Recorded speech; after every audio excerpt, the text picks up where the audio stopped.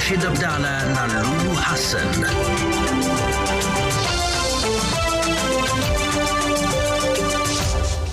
Na mtazamaji, karibu, ikiwa ni siku ya Ijumaa mosi, tukitumai kwamba siku yako imekuwa na wingi wa matumaini kama yangu ilivyo. Na kama dawa mtazamaji, ni siku ya Jumamosi, siku ya mawaidha na Bi Msafwari, na hii leo tunazungumza na nyinyi wanandoa. Mbona kila tatizo tunaweka mitandaoni?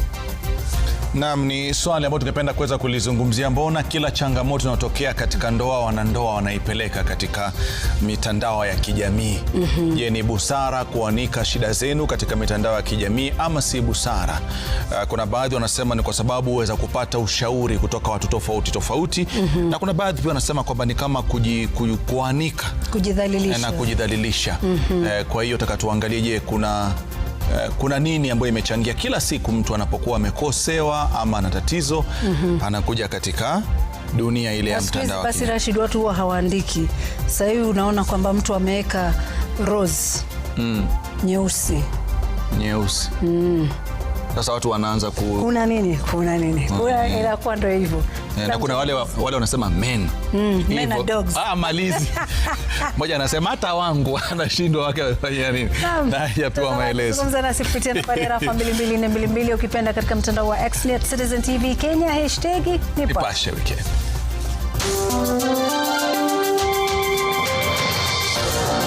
Majonzi na tanzia. Familia za watu 7 waliofariki kwenye ajali katika barabara ya Nakuru kuelekea Eldoret zikitambua miili ya wapendwa wao.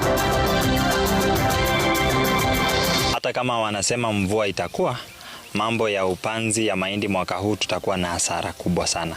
Ekari 50,000 za mazao zaharibika kwa sababu ya ukosefu wa mvua. Wakulima Trans Nzoia wakikadiria hasara na kuhofia uzalishaji wa chakula utaathirika msimu huu. Wafuasi wa Linda Mwananchi wajeruhiwa baada ya wauni kuvamia msafara wa viongozi kwenye barabara ya Kisii kuelekea Koroka Ijumaa. Jaribu kuuliza sana, hata kama kuna mmoja ameweza kufidiwa angalau hata shilingi moja na serikali, hakuna mtu amekubali kuwa amefidiwa.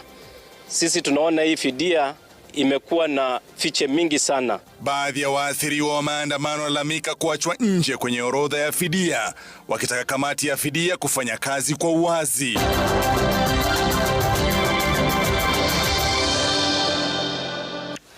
Naam, karibu mtazamaji, tukiwa na Elise Otieno ndani ya studio. Na mtazamaji, tanzia na majonzi ziligubika familia za watu 7 waliofariki kwenye ajali ya barabarani katika eneo la Nyanja kwenye barabara kuu ya Nakuru kuelekea Eldoret. Zilikumbwa na majonzi makubwa zilipofika katika hospitali ya kaunti ndogo ya Londiani kutambua miili ya wapendwa wao. Na miongoni mwa waliofariki ni mfanyakazi wa IEBC na mwalimu. شخصيتي تميل للدلع أكثر بس هذا اللي بوصله في شخصيات جادة في Safina Chengo Uma anatufungulia jamvi la Nipashe na taarifa hii ya tanzia.